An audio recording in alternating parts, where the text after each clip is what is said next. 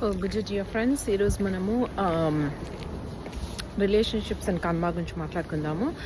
So relationships, బాంధవ్యాలు కానీ స్నేహం కానీ అవి కార్మిక్, అవి ఫ్యాటలిస్టిక్ అంటే the simple answer is yes. అవి కార్మిక్. ఎవ్రీ రిలేషన్షిప్ ప్రతి మచ్ బాగా కార్మిక్ కర్మని బర్న్ చేయడానికి వస్తుందన్నమాట.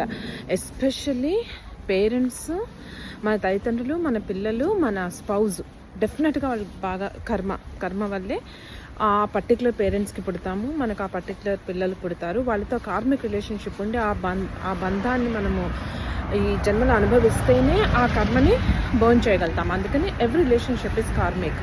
కాకపోతే ఏ రిలేషన్షిప్ ఎలా ఉంటుంది, మనకి ఎలాంటి స్పౌజ్ వస్తారు, మనకి ఎలాంటి పిల్లలు పుడతారు, ఎలాంటి పేరెంట్స్, మనకి రిలేషన్షిప్స్ మనతో ఎలా ఉంటుంది, ఇవన్నీ బట్టి మన వాళ్ళతో హ్యాపీగా ఉండగలుగుతున్నామా లేదా ఇలాంటివన్నీ డిటర్మిన్ అవుతాయి అన్నమాట, as per astrology, right? So in the next few videos I will explain how స్పౌజ్ని ఎలా చూడాలి, క్యారెక్టరిస్టిక్స్ని ఎలా చూడాలి, పేరెంట్స్ని ఎలా చూడాలి, మన జాతకం నుంచి పిల్లలు ఎలా, ఇలాంటి ఇంపార్టెంట్ రిలేషన్షిప్స్ గురించి ఎక్స్ప్లెయిన్ చేస్తాం.